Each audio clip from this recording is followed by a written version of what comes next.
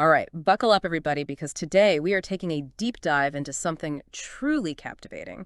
We're going to explore the world of modern traditional witchcraft. And we'll go way beyond those stereotypical images of, like bubbling cauldrons and pointy hats. Yeah, exactly. We're going to uncover the history, the practices, and some of the key figures who have shaped this fascinating tradition. And to guide us on this journey, we've got excerpts from a book that I found really, really fascinating, Children of Cain by Michael Howard. Have you had a chance to look at this one? Oh, absolutely. It's a classic, a really rich exploration of, especially like the British and American traditions of traditional witchcraft. Yeah, so we're going to try to give our listeners this kind of broad overview of what traditional witchcraft actually is, how it's different from Wicca, and some of the colorful figures and even controversies that have shaped its modern revival. It's a really winding path full of twists and turns and unexpected connections. Should be fun.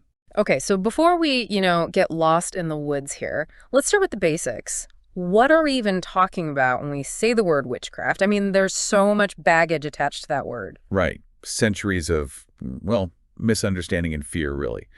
But if you strip all that away, the word itself comes from the Old English Wicca. Wicca. And it essentially means to shape or to bend. Hmm.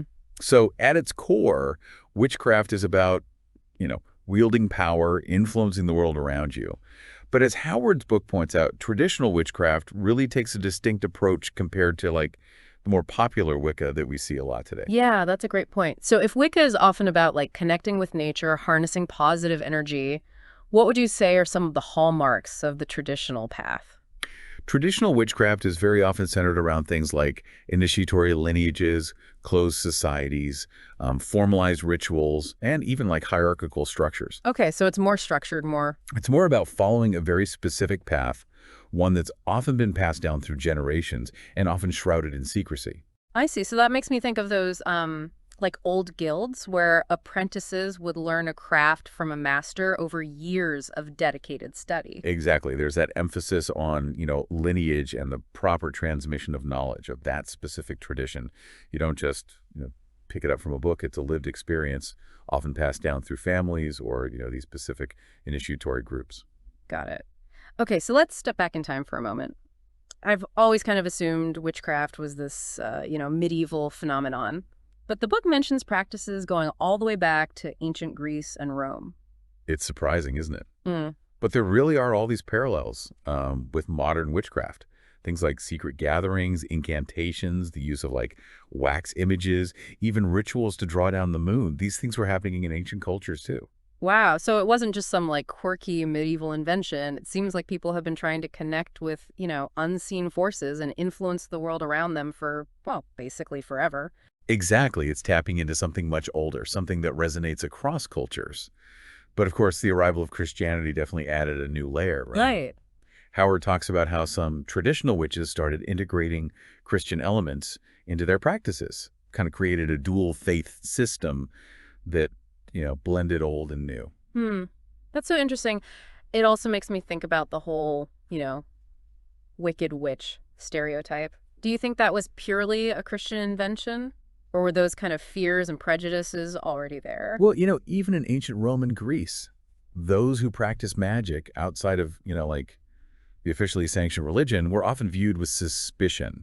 Think of figures like Medea or Circe in those old Greek myths. Powerful women, skilled in magic, but also feared and often, demonized. Right. So it makes you wonder if that persecution that followed, throughout history, was at least partly fueled by this fear of female power, especially, Yeah. Female power operating outside of what was considered, well, acceptable. That's a perspective worth considering for sure.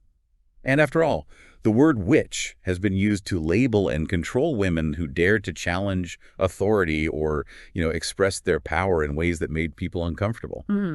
Okay, so that historical context definitely adds another layer to how we understand traditional witchcraft today. But let's shift gears a bit and talk about one of the key concepts mentioned in the book, the genie loci, or spirits of place. Can you explain what that means exactly and how it shapes traditional witchcraft? Absolutely. It's really a foundational idea. It means recognizing that power resides not just within us, but also within the land, the trees, the rivers, the very air we breathe. Each place, has its own spirit, its own energy signature, and traditional witches seek to connect with these spirits, to work with them. Right, so it's not just about like casting spells in a vacuum. It's about understanding the energy of a specific location, right? It's about becoming part of the landscape rather than Yeah. imposing your will on it. Yeah. Traditional witches often use the phrase blood, earth, and ancestors to express this. Blood, earth, and ancestors. They see themselves as part of a web that includes not only the living world, but also the ancestral realms and the spirits that dwell within the land. That's powerful imagery. It makes me think of ley lines, those invisible energy lines that are said to crisscross the earth.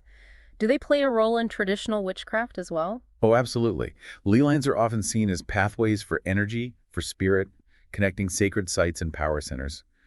Traditional witches believe these lines can be tapped into for magical purposes, and they often align their rituals and practices with the flow of energy along these lines. So it's not just about finding a pretty spot in nature. It's about understanding the deeper energetic currents that run through the land. You got it.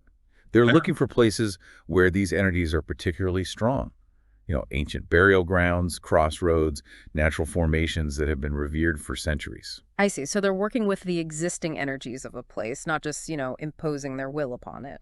Exactly. They approach these places with respect, with reverence, understanding that they hold a unique power. But what about nature itself? I mean, is it all, rainbows and butterflies? Or do they acknowledge, a darker side as well? Traditional witchcraft definitely acknowledges both, the Yeah. beauty, but also that raw power. They don't shy away from, the cycles of life and death, Hmm. the harsh realities that are out there in the wild. Right. So they're not romanticizing it. They're embracing it in all its complexity. Exactly. And that's reflected in their reverence for, those chthonic powers, the deities and spirits associated with the underworld, with death and rebirth, with the hidden depths of the earth. They understand that darkness isn't something to be feared, Yeah. but a necessary part of the natural order. I like that perspective. It challenges that, sometimes overly simplistic view of nature as always being benevolent and gentle. There's a wildness there, an untamed power that we need to respect. Absolutely. And this perspective is often reflected in their rituals and practices, which can be, well, quite evocative Hmm. and intense. Right. Okay, so we've talked about the connection to the land, the reverence for nature's, shall we say, shadowy side. But what about the practices themselves? I mean, what are some of the things that really define traditional witchcraft? One of the key elements is the emphasis on the horned god. The Hern god. He represents that wild, masculine energy of nature, often depicted, with horns or antlers, symbolizing fertility, strength, and that cyclical nature of life and death. Right. And what about the rituals? I mean, are we talking about anything like those, dramatic scenes we see in the movies with chanting and bubbling cauldrons? Maybe not as theatrical, but traditional witchcraft rituals can be quite powerful. They often involve the use of natural materials, sometimes a bit controversial, like graveyard dirt or animal bones. There are rituals for healing, for cursing, even for shape-shifting and connecting with spirits. Shape-shifting. Okay, now that's something I definitely want to hear more about. But before we go there, you mentioned a couple of other, unique features in passing. Things like witch blood and the mark of Cain. Can you elaborate on those a little? Sure. So witch blood refers to this idea of an inherited magical lineage. The belief that magical ability is passed down through the generations, often within families. Okay. And the mark of Cain, well, that's a symbol that's said to identify those with, magical potential, a physical mark that sets them apart. So it's not just about learning spells, it's a deeper sense of identity. Like magic is in your blood, literally part of who you are. Right. And there's often a figure known as the Magister, a male leader who holds a position of authority. He's often symbolically referred to as, well, the devil. The devil, wow. It harkens back to that dual faith element we talked about, where Christian and pagan beliefs intersect. Right. It seems like traditional witchcraft isn't this monolithic entity, but rather this tapestry woven from all these different threads, centuries of history, cultural influences, personal experiences. Exactly. It's a complex and fascinating world. Yeah. And to really understand those nuances, we need to explore the figures who shaped its modern revival. People like Robert Cochrane, who claimed to be a hereditary witch and founded the clan of Tubal-Cain. Right. Ooh, I've heard whispers about him. He sounds like quite a character. And if those whispers are anything to go by, his story is about to take us down a very intriguing path. He was. He really was. Cochrane was this fascinating mix of, reverence for tradition, but also this drive to modernize. He drew on his claimed hereditary background, but also tried to breathe new life into the craft by bringing in these elements from, well, some pretty unexpected sources, like Islamic mysticism and Sufism. Islamic mysticism and witchcraft. Now, that's not a connection I would have ever made. What on earth drew him to those traditions? Well, it seems he was really fascinated by those inner dimensions of magical practice. He was drawn to that emphasis on personal experience, the pursuit of gnosis, Gnosis. that direct knowledge of the divine, which he found in Sufi teachings.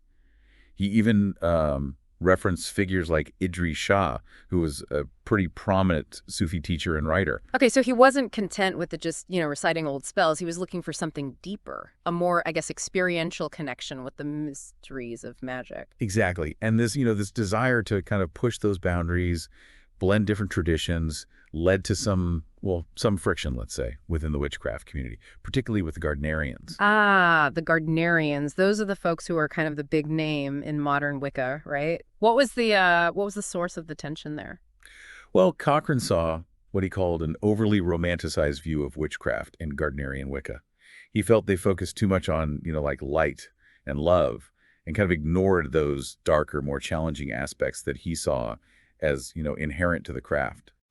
So he wasn't afraid to ruffle a few feathers. He sounds like he was pretty committed to, to his vision of what traditional witchcraft should be. Oh, absolutely. He believed he was a guardian of this lineage that stretched back centuries, and he felt this real responsibility to protect it. But this dedication, it also led to a sense of isolation, maybe even alienation within the broader witchcraft community. Yeah, and then there's that that tragic end to his story. The book mentions his suicide, and it kind of hinted at a deeper connection to his beliefs. Can you maybe elaborate on that a little bit? Yeah. So Cochrane's death in 1966, it was a really, significant event that cast a long shadow. In his tradition, Midsummer held this special significance. It was associated with, the symbolic sacrifice of the sacred king to the goddess, kind of ritual deaths and rebirth, embodying that cyclical nature of life. And he took his own life on Midsummer's Eve. It's a chilling parallel, really. Adds this whole other layer of, tragedy and mystery. It really does. Some believe his death was a deliberate act, aligning with the ritual symbolism of his tradition. Others see it as a tragic consequence of his personal struggles, the pressures he faced. But regardless of how you interpret it, his death had a profound impact on his followers and the future of his tradition. So what happened to the clan of Tubal-Cain after he died? Did his teachings just disappear, or did they, find new life? They did, actually. His teachings continue to be passed down. They kind of evolved through groups like the 1734 tradition in the United States. They really drew heavily on his writings, his rituals. They even produced their own Book of Shadows based on his teachings. It's amazing how his influence, crossed the Atlantic. But the book also mentions this other group, the Regency, which also kind of sprung from his lineage. How did they differ from the clan of Tubal-Cain? The Regency was founded by two of Cochrane's former coven members, Ronald White and George Sannard. And while they were committed to, preserving his legacy, they also wanted to make it more accessible, I think, to a wider audience. They incorporated elements from Wicca, like that 8-fold seasonal year, and created these really evocative atmospheric rituals, kind of designed to create this powerful shared experience. So they were a bit more open, maybe less secretive than Cochrane's group. Yeah, you could say that. The Regency was about bringing traditional witchcraft, I guess, out of the shadows a little bit, but while staying true to those core principles that Cochrane had, passed down. But that move towards a more public presence also brought, its share of challenges. Yeah, the book mentioned those rumors about their political leanings, even whispers of, plots against the monarchy. Were those allegations based in any kind of reality? Those rumors mostly seemed to come from, a mix of just sensationalism, I think, and those lingering anxieties that people still have about witchcraft. While the Regency may have had their, internal conflicts, there's really no evidence that they were involved in any kind of subversive political activities. Right. It just goes to show how those unfounded fears and stereotypes, they have a way of resurfacing. Yeah. no matter how much we think society has progressed. Exactly. Speaking of, well, shall we say, colorful figures, let's move on to George Pickingill, that 19th century cunning man. He almost seems like a character straight out of the folk tale. He does, doesn't he? Pickingill is this legendary figure, shrouded in folklore. He was a cunning man, a practitioner of, folk magic and healing, and he lived in Essex and became a source of, well, both fascination and fear in the community. He's often depicted as this powerful sorcerer, even rumored to have made pacts with the devil. Pacts with the devil. Okay. Now that's a story. But the book hinted at a connection between Pickingill and modern Wicca. How does that fit in? That's one that's been hotly debated. Mm. Bill Liddell, who claimed to be a descendant of Pickingill, argued that the new Forest Coven that Gerald Gardner, the father of Wicca, joined in 1939 was actually part of a whole network of covens founded by Pickingill himself. So if that's true, then Pickingill's influence is a lot bigger than most people realize. Yeah, it would definitely rewrite a big chunk of Wiccan history. Hmm. But like much of what surrounds Pickingill, there's a lot of debate about how much of it is, actually true. There's no denying, though, that he had this big impact on on the folklore, the imagination of those who came after him. The book also mentions something called cunning lodges. What were those exactly? According to Liddell, these lodges were these secret gatherings where Freemasons, Rosicrucians, and traditional witches would all get together and practice this hybrid form of magic, blending elements from all these different traditions. Sounds like something straight out of like a Dan Brown novel. Mm. Secret societies, hidden rituals, all these ancient traditions mixed together. It's a captivating idea for sure, but like many of Liddell's claims, there's not a lot of hard evidence to back it up. Yeah. But it does add, another layer to the whole mystery surrounding Pickingill. Okay, so we've explored the depths of traditional witchcraft in the British Isles, but what about its journey across the Atlantic? The book touches upon American traditional witchcraft as well. What sets that apart from, its European counterparts? American traditional witchcraft is, well, it's really unique. It's a blend of all those different cultural influences that shaped America itself.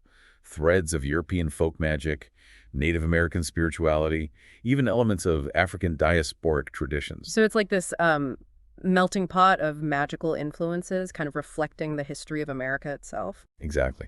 And one of the key figures here is Lydia Becket. She founded the Unicorn Coven in the late 19th century. She was all about drawing inspiration from those classical sources, trying to revive the practices of ancient Greek and Roman magic in the New World. Wow. So they weren't just continuing European practices, but also trying to, I guess, reclaim and reinterpret those ancient traditions. Yeah, they were doing their own thing. And alongside those classical influences, you also see these unique traditions emerge. Things like hexcraft or powwow among the Pennsylvania Dutch. Oh, wow. It's a blend of European folk magic with these Christian elements, very rooted in the land, the practical needs of the community, focused on healing, protection, working with the spirits of nature. So it was magic that was very much, integrated into daily life. Exactly. And then you have Victor Anderson and the fairy tradition. They're a big name in American witchcraft. Yeah, I've heard of them. What made their approach unique? Well, Victor Anderson was this really charismatic figure. He claimed to have received teachings from this lineage of fairy doctors and witches. And the fairy tradition that he founded is this really potent blend of American folk magic, influences from Huna, Vodou, and Tantra.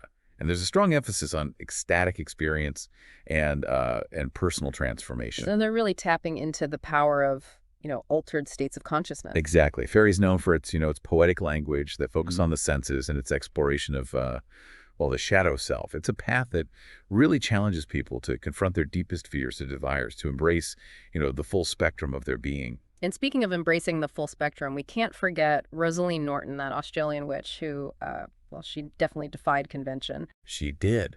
Rosalie Norton was a force of nature. She was a self-proclaimed witch queen. And she really challenged those social norms, embraced the power of the shadow self. She was a talented artist, a magical practitioner, and a vocal advocate for, personal freedom and sexual liberation. She sounds like a true rebel. What was unique about her tradition? Well, Norton claimed these ancestral connections to British traditional witchcraft, but her practice was also really influenced by her, study of Eastern mysticism or exploration of the dream world. She worked with deities like Pan and Lilith, figures who are often demonized. And she wasn't afraid to use magic for good or for ill. Okay, so she was a woman who really owned her power, both the light and the shadow, and didn't apologize for it. Exactly. She's controversial, definitely, but also a pioneer, someone who paved the way for other witches to embrace their individuality. Wow, we've covered a lot of ground here, from, ancient roots to modern revivals, from the British Isles to the heart of America. So I guess with all these different figures and traditions, what are some of the key takeaways about the modern practices and beliefs of traditional witchcraft? What stands out as, I guess, most relevant for someone trying to understand this world today?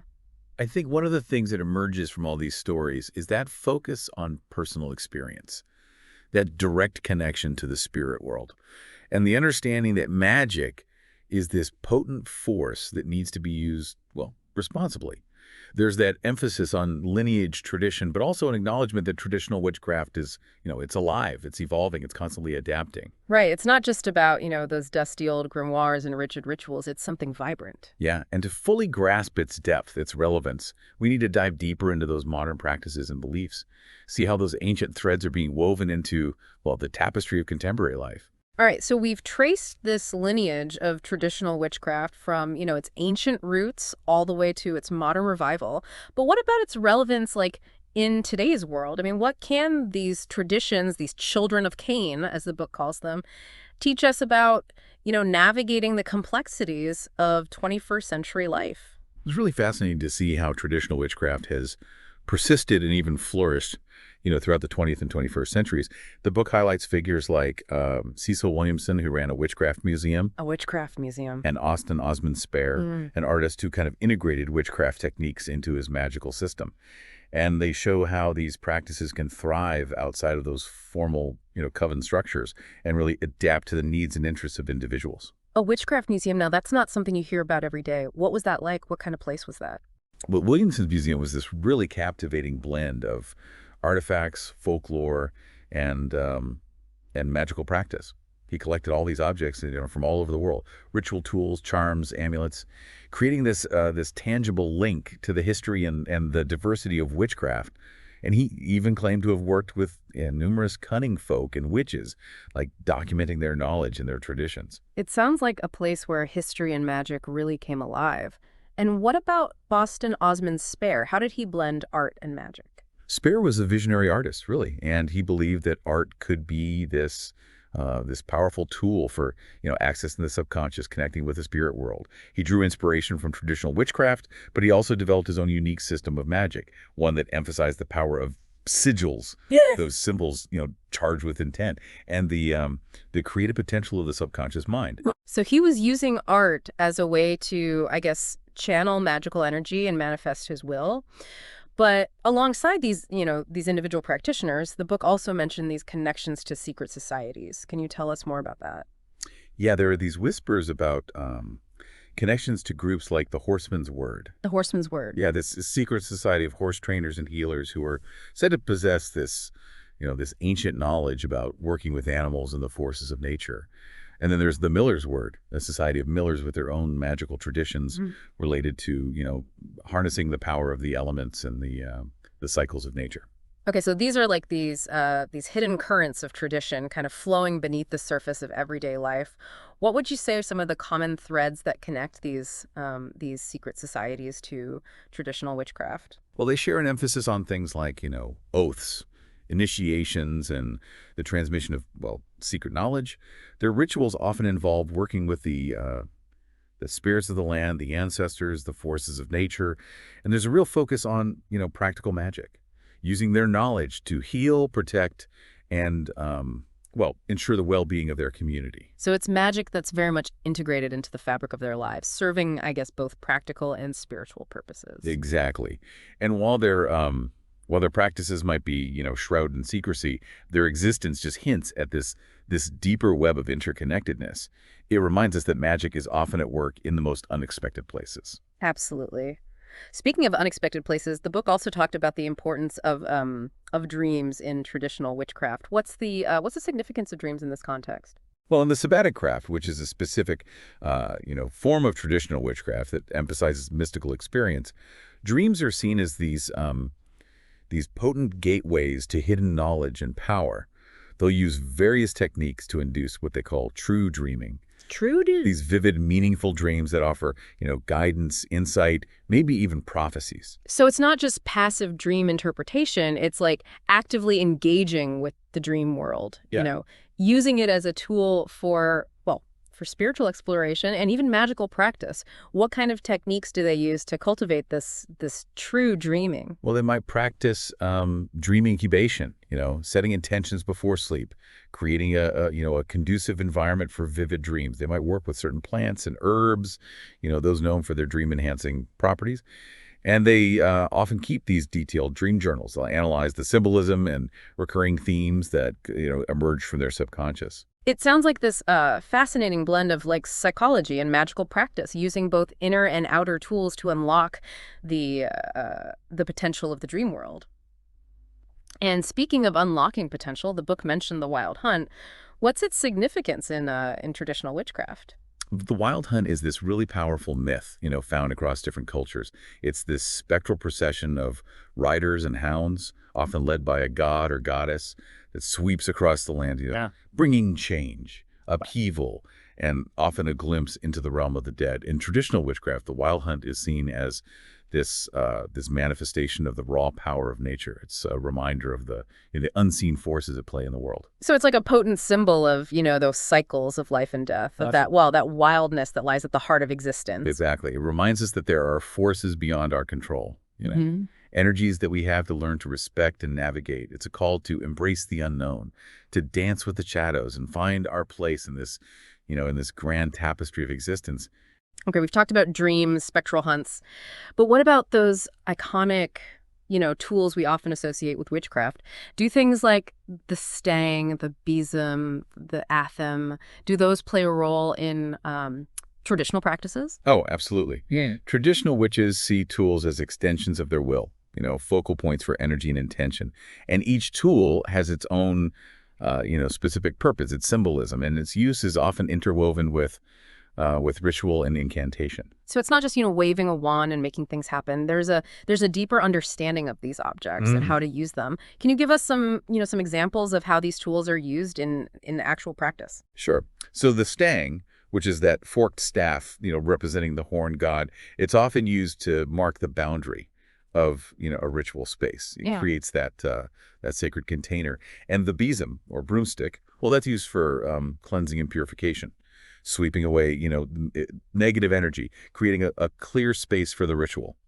Then you have the athame, which is that ritual knife, and it's used for directing energy, casting circles, invoking deities. And then, cords are used for binding and connecting, representing the interconnectedness of all things. Right. So each tool has its own, unique purpose and energy. Before we wrap up this incredible deep dive, I got one last question for you. We've talked about the practices, the tools, the spirits, but what about the deities? Who are traditional witches actually, worshiping? The deities revered in traditional witchcraft, they really vary, from tradition to tradition. But some of the core figures are often the horned god, who represents that masculine wild energy of nature, and the goddess, who embodies the feminine creative force. Right. So it's this duality, a balance between those masculine and feminine energies, kind of mirroring the balance we see in nature itself. Exactly. And this duality is often, reflected in their rituals and practices. Yeah. The horned god is associated with, the hunt, the wild, those untamed aspects of nature, while the goddess is linked to the earth, fertility, and those cycles of, life and death. Wow, this has been an incredible journey. I feel like I've really gained a whole new understanding of traditional witchcraft, its history, its practices, and its relevance in the modern world. It's a vast and fascinating subject, full of mystery, depth, this raw, earthy spirituality, and it continues to, resonate with people, those who are seeking a more direct connection with the unseen world. Absolutely. As we wrap up this episode, do you have any final thoughts for our listeners? What key insight should they take away from our exploration of traditional witchcraft? Well, traditional witchcraft is really a testament to that enduring human desire to, connect with the sacred, Yeah. to tap into those hidden currents of power that flow through the world around us. Yeah. It reminds us that magic isn't just a, thing of fairy tales and fantasy novels. It's this living force that can be found in, the rustle of leaves, the crash of waves, in the depths of our own hearts. Maybe this resurgence of interest in traditional witchcraft, with its emphasis on personal experience and connection with the spirit world, maybe it speaks to this, this deeper yearning, a yearning for meaning and enchantment in a world that often feels, well, disenchanted. It's a beautiful thought, and one that I think will resonate with a lot of our listeners. Thanks for guiding us through this fascinating exploration. I'm definitely feeling inspired to, delve deeper into this world myself. Well, the journey is never truly over.